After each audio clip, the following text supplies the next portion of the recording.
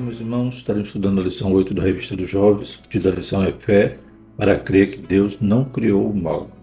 Tema trimestre a prova da vossa fé, vencendo a incredulidade para uma vida bem-sucedida.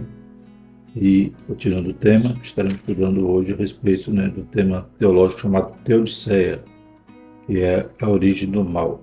Veremos que Deus é bom, que Deus não criou o mal, que o mal inicia a partir da decisão do homem de desobedecer, de pecar. A partir do momento da queda, o ser humano lá no Éden, inicia-se a ação do mal. O mal, como veremos na lição, ele não é uma pessoa, não é personificado, mas sim é uma ação contrária àquilo que é bom, uma ética, uma moral. E também estaremos estudando que do ponto de vista bíblico, essa ética, essa moral, ela é invariável. O mal sempre é o mal relacionado a qualquer ação contrária, à vontade de Deus, contrária à santidade de Deus. Mas o mundo vive de uma ética, uma moral líquida. Até o que era mal para eles, hoje eles conseguem distorcer e dizer que é relativo. Então, até o mal hoje se relativiza, mas para quem crê em uma verdade absoluta, que é a revelação de Deus, escrita, a palavra de Deus, sabemos que o mal ele não varia, ele continua sendo mal e Deus não tenta ninguém para o mal. Se o mal é uma ação contrária, o que é bom, o que é ético, o que é moral, então Deus, que é perfeito, que é santo, ele jamais vai querer que as pessoas pratiquem o mal. A culpa do mal não é de Deus, sim do pecado do homem. O texto principal da nossa lição diz: porque o Senhor é bom e eterna a sua misericórdia, e a sua verdade estende-se de geração a geração. Salmo de número 100, versículo 5.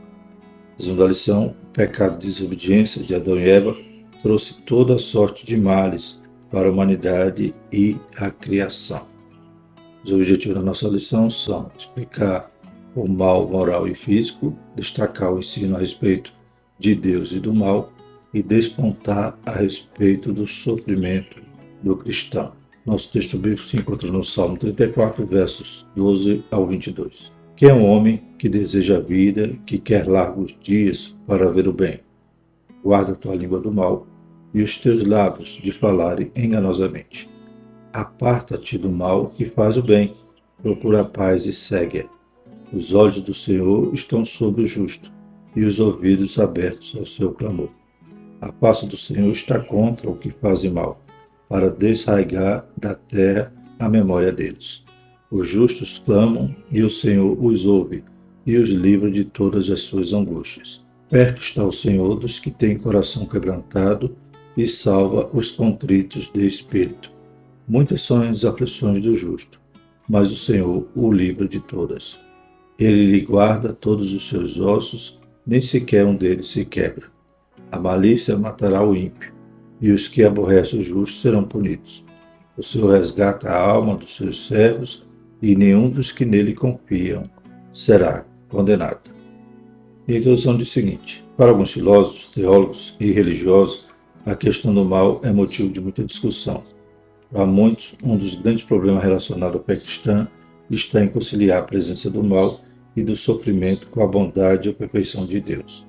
Eles acreditam que não existe uma definição precisa do que seja o mal, assim como não há uma definição para o que é bem. O mal e o bem dependem dos valores e crenças de cada pessoa. Será essa afirmativa verdadeira? É o que veremos na lição deste domingo. Então, através desse questionamento, a gente já vê, para algumas pessoas, o mal é uma coisa, para outras é outra. E isso passa por essa questão de relativizar. Então, as pessoas vivendo uma filosofia materialista relativista, então também querem deslocar a definição de bem e mal. Então, o mal ele vai mudando com um determinado tempo ou valores. Então, dependendo dos valores das pessoas, elas relativizam esses temas. Vamos para o primeiro tópico: o mal moral e físico. Primeiro subtópico: de acordo com a Bíblia. A palavra de Deus afirma que Deus é bom e que Ele criou o homem e o mundo perfeito. Gênesis 1:31.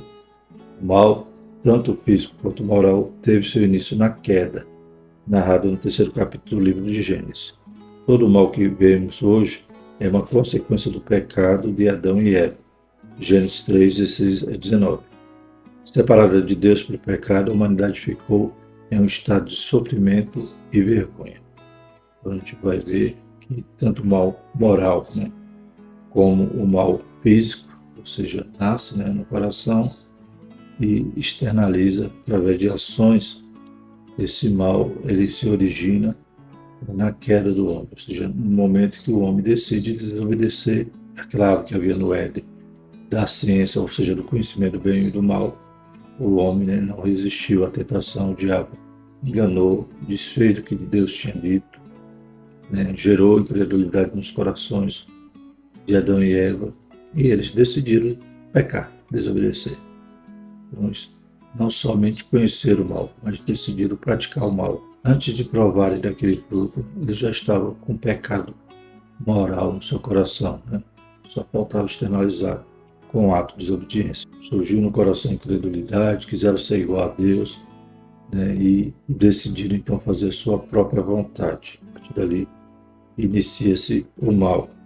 Então está relacionado, como já falamos, o mal não é uma pessoa, o mal não é o próprio diabo. O diabo ele pratica essa ação, ele é agente do mal, ele tenta o homem a praticar o mal para perder a comunhão com Deus e, consequentemente, não ser alcançado pela salvação e ganhar a vida eterna que Deus gratuitamente quer nos dar. Então, as pessoas escolhem o mal, são tentadas pelo diabo, e isso começa com a primeira ação má do homem, ali no Éden, desobedecendo. E, a partir daí, as consequências são muitas. A Bíblia diz tudo que vamos tratar. Hoje as pessoas querem culpar a Deus por uma guerra, por uma pandemia, mas quando a gente vai investigar, a gente sabe que a origem de tudo é o pecado do homem. Ao desobedecer deliberadamente a Deus, o ser humano ficou preso ao pecado e às suas nocivas consequências.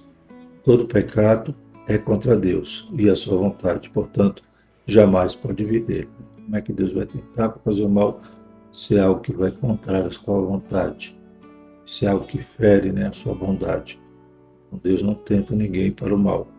Como a própria palavra de Deus nos revela. O homem é tentado pela sua própria concupiscência, tentado pelo tentador, e sua rebeldia faz com que ele pratique o mal, peque e sofra as consequências. Então, o mal contra Deus, contra as outras pessoas, tudo isso provém do próprio ser humano. E essa não é a vontade de Deus. Como a gente sabe, os filósofos, os ateus, vão querer dizer que Deus não é onipotente, ou seja, que Deus não existe porque ele não impede o mal.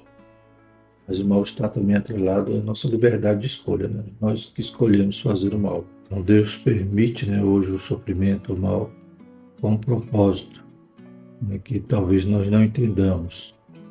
Mas, como já vimos, a origem não é de Deus, é do próprio ser humano. Mas vai ter um tempo que voltaremos a um estado perfeito. A partir do momento que formos glorificados, a partir do momento que, ou seja, de forma individual, nós alcançaremos esse estágio, seremos glorificados, teremos um novo corpo. Glórias a Deus, quando se dará o arrebatamento da igreja, todos os santos, todos aqueles que dormiram em Cristo se encontrarão com Jesus. E em relação ao mundo, após a tribulação, após o milênio, esse mundo também será restaurado a ponto do mal não ter mais lugar. Mas no momento, Deus permite, e as pessoas têm que escolher serem regeneradas pelo Espírito Santo, a partir do momento que creem em Cristo, que o reconhece como Senhor e Salvador, se rende a Ele, se arrepende dos pecados, glórias a Deus, ou continuar na rebeldia, desobedecendo a Deus, se afastando cada vez mais de Deus e, consequentemente, vivendo, praticando o mal. A decisão de Adão e Eva envolvia uma escolha pessoal acerca do mal e do bem. O primeiro casal era livre para tomar suas decisões. Entretanto, Deus bondoso já havia alertado para o perigo da desobediência ao afirmar: da árvore da ciência do bem e do mal, dela não comerás. O primeiro homem e a primeira mulher foram alertados mas decidiram ouvir o diabo. O diabo já havia também escolhido o mal, né, no céu, e por isso ele perdeu a sua posição, né, foi lançado. Ele e uma terça parte dos anjos decidiram, então, né, por serem agentes livres como nós, decidiram o mal.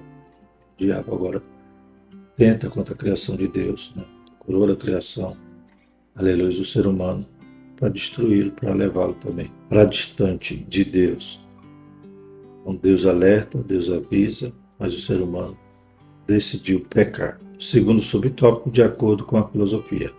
Antes de falar a respeito do mal, observe que o filósofo Aristóteles entendia como o bem é aquilo que todos os seres aspiram, o bem é desejável quando ele interessa ao indivíduo isolado, mas seu caráter é mais belo e mais divino quando se aplica a um povo e a estados inteiros.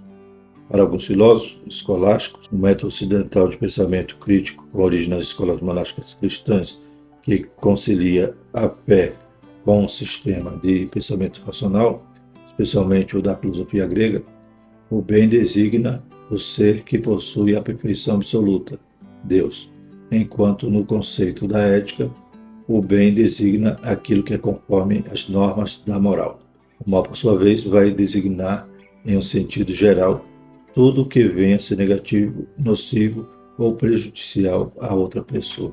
Então, esses filósofos, né, tanto Aristóteles, tanto aqueles descritos aqui como os filósofos escolásticos, né, eles partem, né, da definição de bem de forma metafísica, né, vão atribuir o bem maior, essa característica perfeita em Deus. E do ponto de vista humano, vão atribuir o bem a tudo aquilo que está relacionado às normas da moral, da ética. Então, eles definem o bem. E o mal fica claro para eles de ser tudo que é contrário a isto.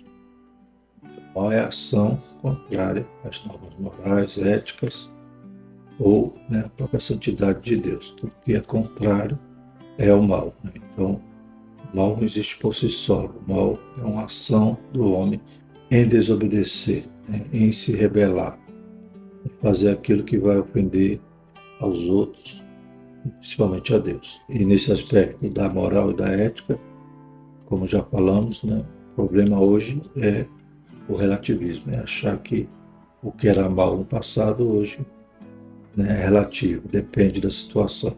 Mas isso por quê? Porque estão firmados com os pés na areia, ou seja, as coisas vão mudando de acordo com o tempo, de acordo com a moda, de acordo com os interesses, né, das pessoas. Então, a partir do momento que elas começam a viver de uma certa maneira, ou querem adaptar a ética, a moral, a vida de encontro, né, com a sua maneira de viver. Então, é algo maleável, algo que vai se adaptando. Então, o mal também vai deslocando, né, o nível de intensidade ou até deixa de ser mal de acordo com o que eles querem pensar ou querem viver. Mas, do ponto de vista cristão, nossa ética, nossa moral, ela é invariável. A gente se baseia na palavra de Deus, uma verdade absoluta que não muda, não varia. Passa os céus e a terra, não passa. Então, o que era mal, continua sendo mal. E nós temos o padrão perfeito, que é Deus que é bom. Deus não pratica o mal, o que é contrário à sua própria natureza, e nem nos tenta, nem é o culpado do mal que os homens praticam. Praticam porque, como já dissemos, querem se rebelar, são egoístas, né, e acabam praticando mal, violência, isso contra o próximo. E é claro, né, que quanto mais se rebelam, mais se afastam de Deus. Então, de quem é a culpa? Do homem e não de Deus. Deus permite sim, porque Deus nos criou como agentes livres. Deus alerta, Deus mostra o caminho para evitarmos, para restaurarmos, né, a nossa imagem e semelhança de quando Deus nos criou no Éden, né? Isso nós temos essa possibilidade através de crer no Senhor Jesus, de reconhecer que o que Ele fez foi por nós e de receber o seu perdão.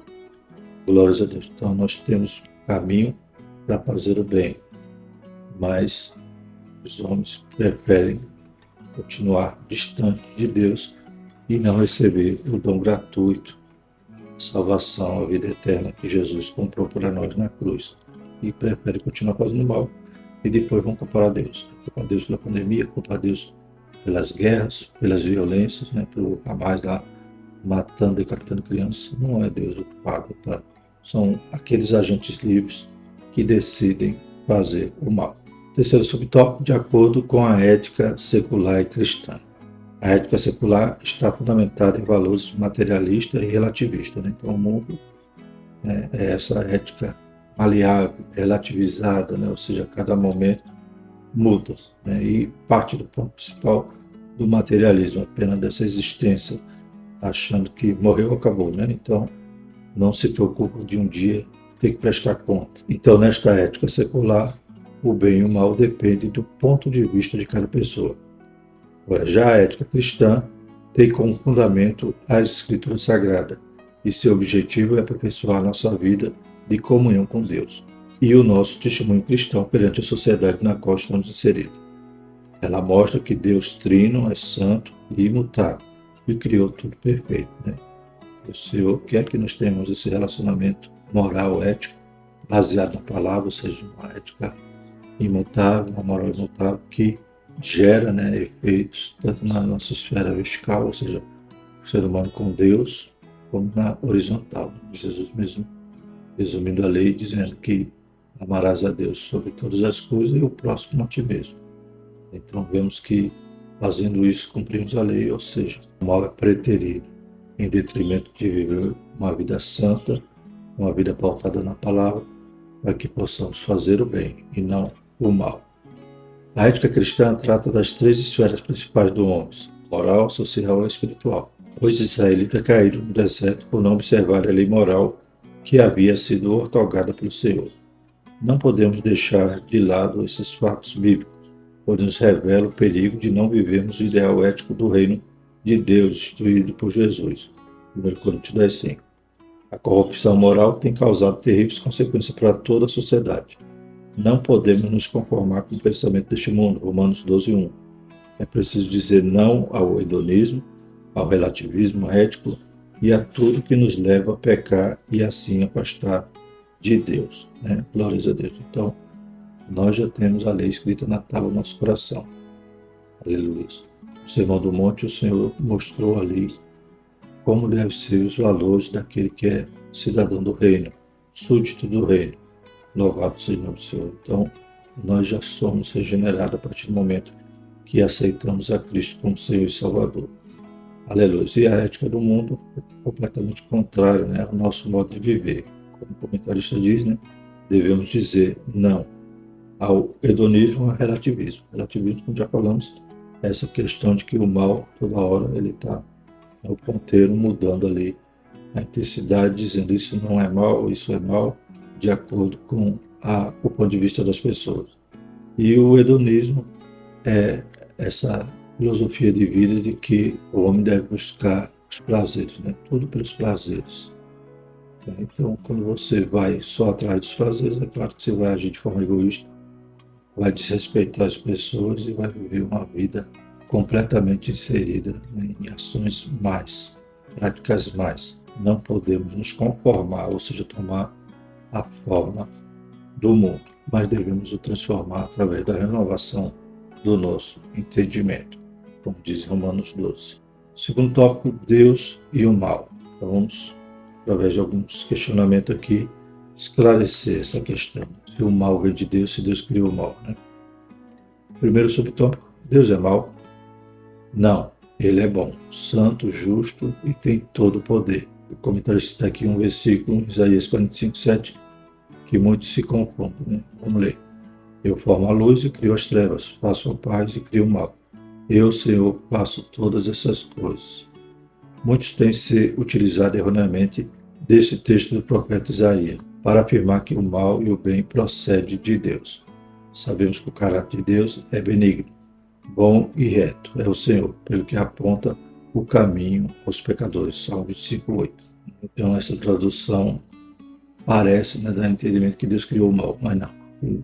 Deus, em outras traduções, vai falar de guerra, de conflitos, né? Então, fala que Deus permite, né, a permissão de Deus, né? Muitas das vezes, alguma nação é castigada sofre o juízo de Deus.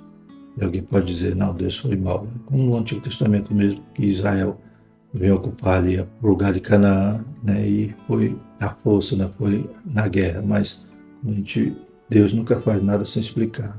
O próprio texto bíblico vai informar, né, que aquelas nações tiveram oportunidade, né, conhecer a Deus em algum momento, né, são todos descendentes de Noé, porém, né, insistirem em desobedecer, insistirem em buscar outros deuses, sacrificar seus filhos no fogo, praticar violência, né, todos os atos maus, e agora está havendo o julgamento. E Deus usou Israel para ser a espada, para ser o julgamento para aquelas nações. Então Deus não estava sendo mau, Deus estava aplicando justiça, como ele vai aplicar no mundo no período da tribulação. Esse mundo vai sofrer muito, mas não é maldade de Deus, é juízo. Né? Então, se um juiz aplica uma pena, o juiz não é mau, ele está aplicando a lei. Então Deus é justo, né? Tanto é que para Abraão, né, Deus já tinha prometido toda aquela terra, mas disse, né, que Abraão não ia herdar aquilo tudo, né? Ou seja, sua descendência não herdaria antes que se completasse, né, a medida dos amorreus. Ou seja, Deus ainda dava oportunidade, dava chance para que aquelas nações se arrependessem. É por isso que aconteceu todo o período que passou ali na história de Israel, a ponto de eles pararem no Egito, ficarem ali 400 anos escravos. Então, todo esse tempo, né, esse processo que Israel passava também era o processo que as nações estavam sendo poupadas, né, Deus sendo longânimo para ver se eles se arrependiam. Né? Como não se arrependeram, a medida dos amorreus se completou, ou seja, se fosse a paciência de Deus, né, Deus sendo longânimo com aquelas nações. Israel agora vai servir de espada, como também outras nações, depois, durante a história de Israel, serviram de espada para castigar, para aplicar juízo a Israel, que também havia se desviado. E também em Sodoma e Gomorra, Deus destrói aquelas cidades. Mas por quê? Porque a cidade já cheirava mal na linha de Deus, insistiram em pecar, e, inclusive, quando os anjos vão ali avisar a Ló, né? Antes disso, Abraão intercede para que a cidade, de Deus vai dizendo, se tivesse, né? Abraão vai perguntando, se tivesse 50, justo, Deus disse, não destruiria a cidade. Vai diminuindo, 45, 40, para chegar em 10. E Deus dizendo, por amor de 10, ele não destruiria a cidade. Mas não tinha os 10. Só tinha Ló e suas filhas, e muito mal. Ainda já haviam sido, né, contaminados muitas coisas daquela sociedade. A gente percebe que quando os anjos vão avisar Ló, eles dão um flagrante, né, naqueles pecadores, a ponto que aqueles homens queriam ter relação com os anjos, queriam que Ló, né, abrisse a porta e que eles pegassem aqueles anjos, né, aqueles varões que eles achavam bonitos, para ter relações, né, homossexuais. Então, Deus dá o flagrante no pecado daquela cidade. Não tinha mais jeito. E Deus aplica juízo. Então, Deus não é mau. Deus é justo. E vai aplicar juízo neste mundo. Inicia esse juízo a partir do momento que a igreja é arrebatada. Louvado seja o nome do Senhor, que inicia o período de 7 anos de grande tribulação. Juízo para essa terra, juízo para Israel, até que Jesus volta com poder e grande glória, todos os olhos verão. Israel vai, né, os remanescentes serão salvos por se converterem a Cristo. Então, temos que fazer a exegese desse texto de Isaías para entender que Deus não é o Criador, mas Ele é aquele que permite, né, muitas das vezes a guerra, o conflito nesse sentido, porque às vezes o mal já chegou às narinas de Deus de forma que ele já não suporta e ele tem que agir com justiça. Mas o desejo de Deus é que nenhum ímpio se perca, nenhum ímpio morra. Ele quer salvar porque ele é bom. As pessoas que insistem em continuar sua vida de pecado. O Senhor é bom e sabemos que existe a lei da semeadura e da colheita, né? Justiça, né? Plantou, colhe. Ou seja, este princípio afirma que a humanidade colhe o que planta. É a lei da causa e do efeito. Ele faz um dos amigos de Jó, faz o uso desse princípio ao afirmar. Segundo eu tenho visto, os que lavram iniquidade e semeiam o mal, cegam isso mesmo. Jó 4:8. Encontramos tal princípio no livro dos Salmos, onde o salmista em vários poemas afirma que Deus é bom e justo. Por isso ele recompensa os bons e pune os maus. Salmo 1:6. No Novo Testamento também encontramos tal princípio no texto de 1 Pedro 3,12, que diz: porque os olhos do Senhor estão sobre o justo e os seus ouvidos atentos às suas orações, mas o rosto do Senhor é contra os que fazem o mal. Deus é um ser em equilíbrio. Há também aqueles que utilizam o texto de Isaías citado acima para afirmar que Deus é um ser em equilíbrio. Ele é tanto bom como mal. No entanto, sabemos que o Deus verdadeiro não é um conjunto de forças opostas. Ele é perfeitamente bom e não contém nada de mal, conforme nos diz o apóstolo João. Deus é luz e não há nele treva nenhuma. Então, 1 João 5, Deus não é aquele Deus do yin e yang, né?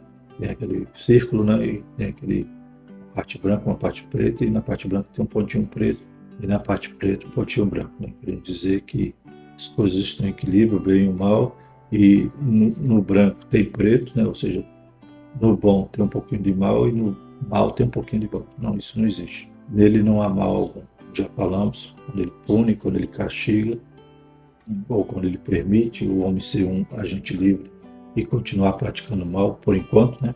Porque o mal vai ser vencido, o mal vai ser subjugado completamente, né? No período certo, no cronos de Deus, né? Já está tudo agendado, né? Como ele grande dizia, né? Eu já li a última página da Bíblia, já sei que vai dar tudo certo, né? Tudo vai terminar bem. Então, a gente já tem um livro que diz, no final vai dar tudo certo, ou seja, tudo que Deus planejou vai se cumprir. Glórias a Deus. Então, Deus não tem esse pontinho preto, né? Tem esse mal nele. Ele é bom, ele é luz, e nele não há trevas algumas. E o terceiro subtópico, Deus não criou o mal moral.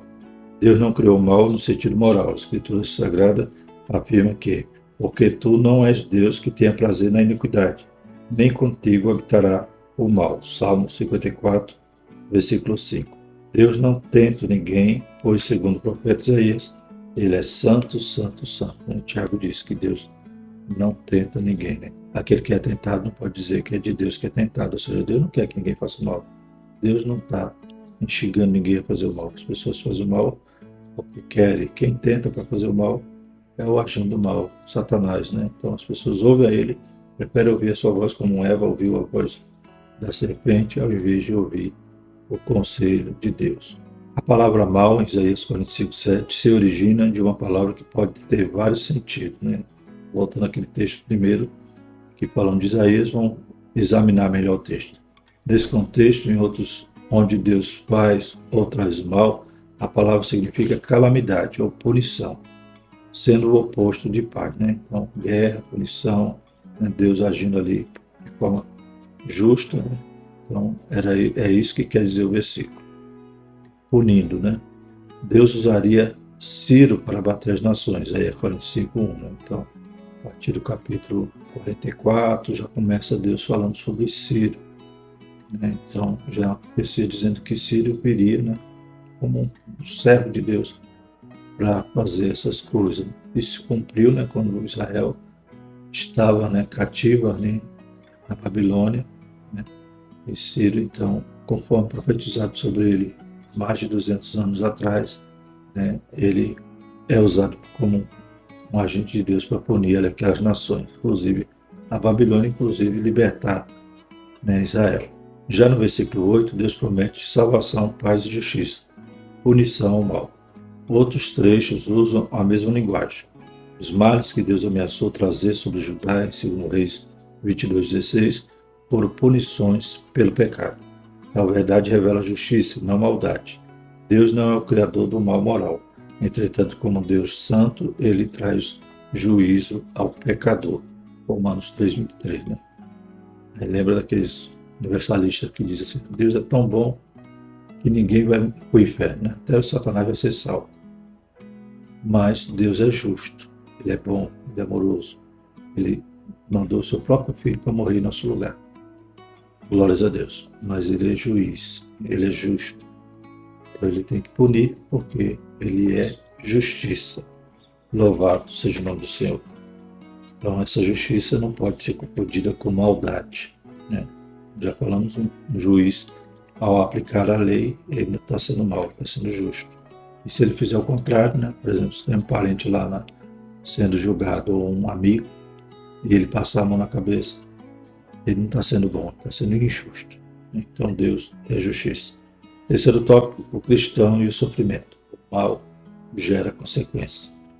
A lei da semeadura, né? Gera consequência para quem pratica e para quem está em volta, que vai sofrer o mal daqueles que são egoístas, né, e não ligam, né, não dão valor às necessidades, o bem-estar dos outros. Ele vai atrás dos seus prazeres, da sua vontade e não liga para quem vai sofrer. Problema do sofrimento. Vivemos em uma sociedade hedonista, né? Então, em busca dos prazeres, vive em busca dos prazeres, onde as pessoas afirmam não ser plausível pensar que um Deus que é amoroso e bondoso permite o sofrimento, né? As pessoas vivem de forma egoísta, de forma rebelde, mas se houver sofrimento, vão querer dizer que é Deus, né? Deus é culpado. As escrituras sagradas não descartam o sofrimento, pois, segundo o profeta Isaías, o Messias seria um homem de dores. Isaías 53, né? Então, até o nosso Jesus sofreu ações, né? Consequência de ações más dos homens, né? Que o açoitaram, que o maltrataram, né? Vivemos na era da autoajuda, da confissão positiva, do coach e etc. Estes querem banir a dor e o sofrimento da existência humana. Entretanto, se esquece de que Jesus declarou: no mundo tereis aflições, mas tem de bom ânimo.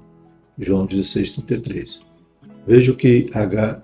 D. Terling afirmou depois de meditar a respeito do sofrimento do justo. Tudo depende do modo por que se sofre, mas Deus sempre tem um pensamento de amor nas tristezas que nos envia.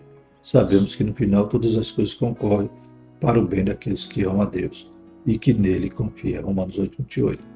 Ainda que tenhamos que sofrer, padecer, né? Até o sofrimento para o cristão, né, vai gerar um peso de glória sobre a sua cabeça. A mais leve tribulação gera um peso de glória sobre a nossa cabeça, ou seja, tem um propósito, vai gerar um fruto em nossas vidas. Glórias a Deus. Ninguém quer sofrer, mas o mundo, né, está envolto em sofrimento por causa do mal que os homens praticam. E se nós tivermos que passar pelo vale da sombra da morte, né, nós não tememos, porque o Senhor está conosco.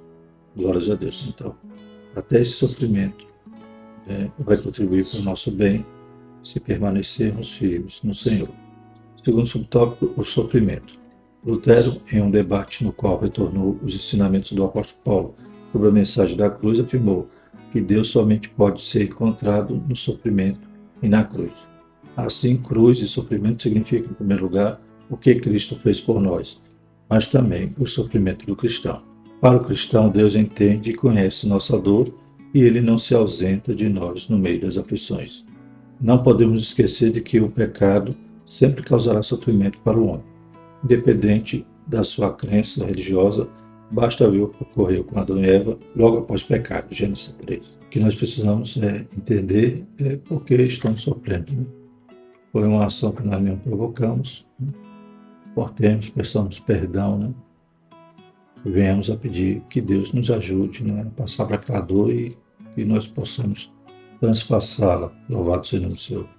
E se for uma consequência do que estamos no mundo, né, como o próprio Jesus disse, no mundo tereis aflição, na oração que Jesus, né, intercede pelos crentes, pela igreja, ele disse, né, Pai, eles não são no mundo, mas estão no mundo. Eu não peço que os tire do mundo, mas que o guardem, né?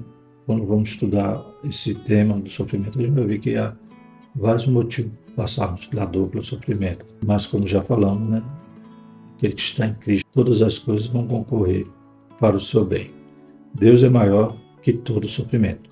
Deus é soberano e maior do que toda dor que venhamos enfrentar. Ele nos ama e não nos abandona em meio do nosso sofrimento. Jó foi provado pela dor, entretanto, no fim de tudo, viu quanto o Senhor é poderoso. Jó 42:2. Eliú, um dos amigos de Jó, afirma que Deus é grande e nós o não compreendemos. Jó 36:26.